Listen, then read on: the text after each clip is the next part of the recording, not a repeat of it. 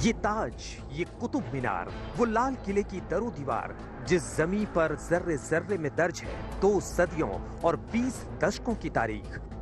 वो तारीख जिसमें शहंशाहों के किस्से हैं, बादशाहों की बादशाही है, मुल्क हिंद की रवायतें हैं, सत्ता के तरीके हैं, सियासत के सबक हैं। क्या वो मुगलिया तारीख मिट पाएगी?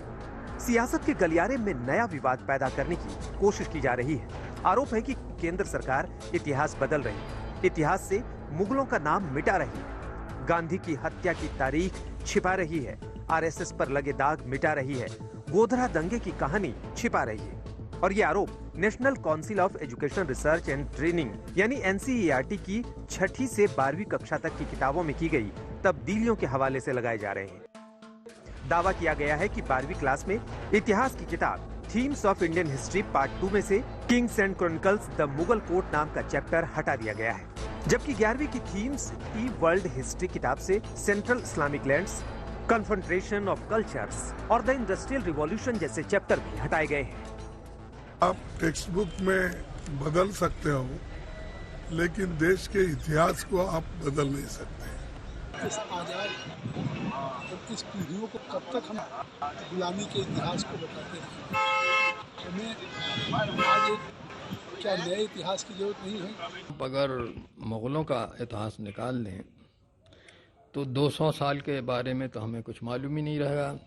ये जो लोग डिबेट कर रहे हैं ये अननेसेसरी है, गैर वाजिब है, इसकी जरूरत नहीं है। और जो नहीं जानते हैं वो किताब देख ले। इसलिए इतिहास न बदला जाए, इतिहास बदले जाएंगे तो बहुत सारे इतिहास याद दिलाए जाएंगे। यहाँ से किसी तरह का कोई भी परिवर्तन नहीं किया गया है। एनसीईआरटी का जो भी सिलेबस आएगा वो लागू किया जाएगा पूरे देश में। हालांकि एनसीईआरटी के निदेशक का दावा है कि कोरोना काल में पाठ्यक्रम से कुछ चीजें हटाने का फैसला हुआ था, जो पिछले साल ही हटा दिया गया था। वही पाठ्यक्रम अभी लागू है। 9th चैप्टर है वो हट गया क्योंकि 2 चैप्टर थे और दोनों में मुगलों की बात है।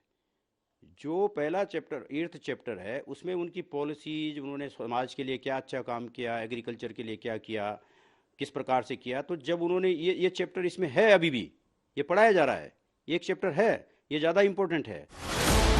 हालांकि एनसीईआरटी की पुरानी किताबों और संशोधित किताबों की तुलना करने पर पता चलता है कि 12वीं की राजनीति शास्त्र की किताब से वो अंश हटा दिए गए जिसमें लिखा था कि भारत को हिंदू राष्ट्र बनाने की इच्छा रखने वाले महात्मा गांधी से नफरत करते थे।